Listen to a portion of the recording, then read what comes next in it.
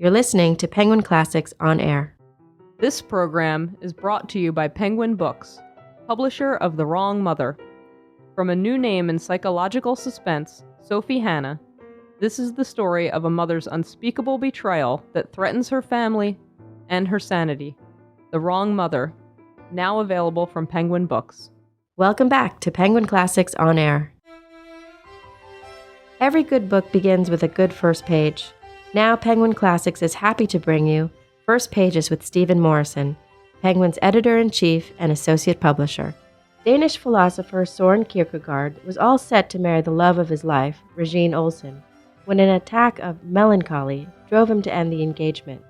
This rather quaint-sounding illness was no joke, however. Regine moved on and married another, and Kierkegaard wrote Fear and Trembling, some say in the hopes of inspiring a divine act that would return Regine to him. Attunement.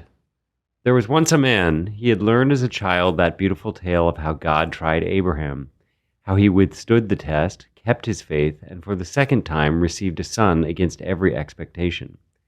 When he became older, he read the same story with even greater admiration, for life had divided what had been united in the child's pious simplicity.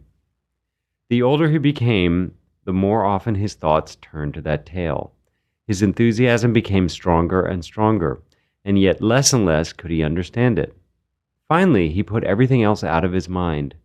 His soul had but one wish, actually to see Abraham, and one longing, to have been witness to those events.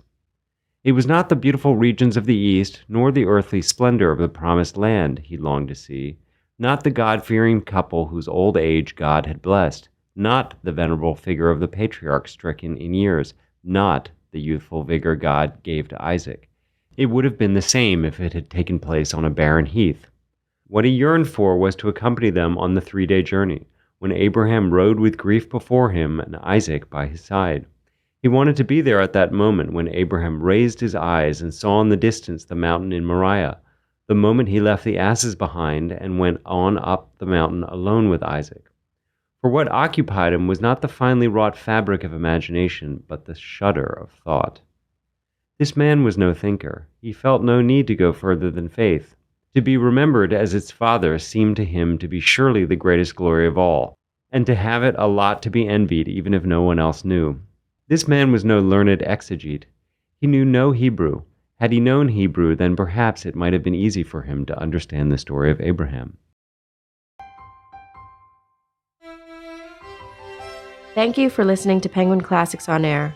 All of the books mentioned on the show are available wherever books are sold. Visit us again for more programs on great classic books.